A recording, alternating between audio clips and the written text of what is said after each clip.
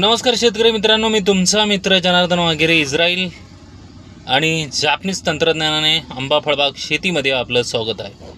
मित्रांनो, सोशल मीडियावर अक्षरशः पूर आलेला आहे मार्गदर्शन आणि छाटणी तंत्रज्ञानाचा.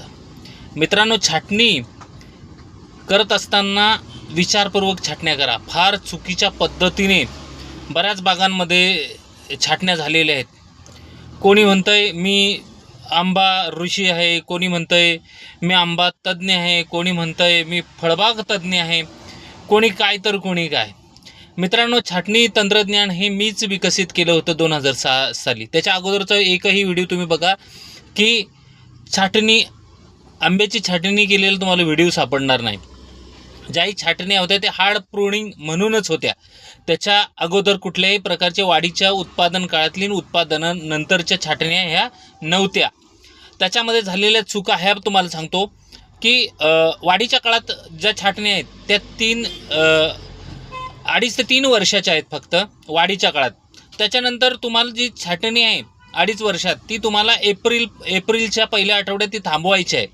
एप्रिल आणि मे आणि जून, जुलै, ऑगस्ट, सप्टेंबर, ऑक्टोबर, नोव्हेंबरला तुम्हाला फ्लावरिंग यायला सुरुवात होईल, कारण तोपर्यंत पालवी पक्की होते. परंतु आत्ता जर नीट बघितलं तुम्ही तर अनेक ठिकाणी जून महिन्यात छाटण्या केलेल्या आहेत आंबा बहार गेल्यानंतर. आता मित्रांनो, हे लक्षात घ्या की जूनमध्ये ज्यांनी छाटण्या केलेल्या आहेत, आपलं खुलं चॅलेंज आहे.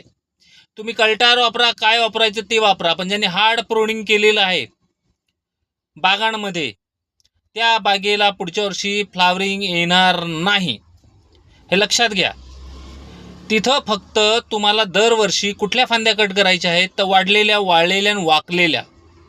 ते पण आंबा काढून झाल्यानंतर कुठल्या वाळलेल्या, वाकलेल्या आणि वाढलेल्या 3च फांद्यांना आपल्याला कट करायच्या आहेत.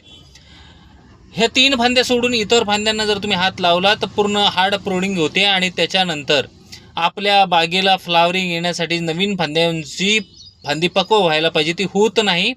आणि 15 ऑक्टोबरच्या दरम्यान मग फ्लावरिंग येण्याऐवजी नवीन पालवी येते, नवीन पालवी पक्की होते आणि ती पार डिसेंबर नंतर फेब्रुवारीच्या एंडला तिला फ्लावरिंग कुठंतरी येते.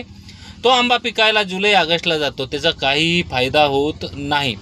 त्याच्यामुळे अशा चुका करू नये ही माझी सगळ्यांना नम्र विनंती आहे. ना ज्यांनाही प्रॉपर ट्रेनिंग पाहिजे तर ट्रेनिंग आपल्याकडं ऑक्टोबरला सुरू होईल.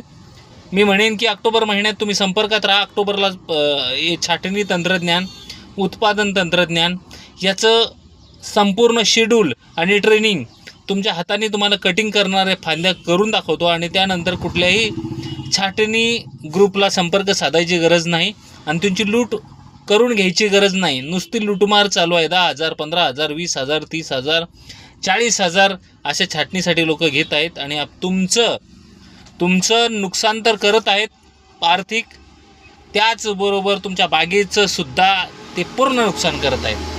तर लक्षात ठेवा, अशा प्रकारच्या चुका करू नका.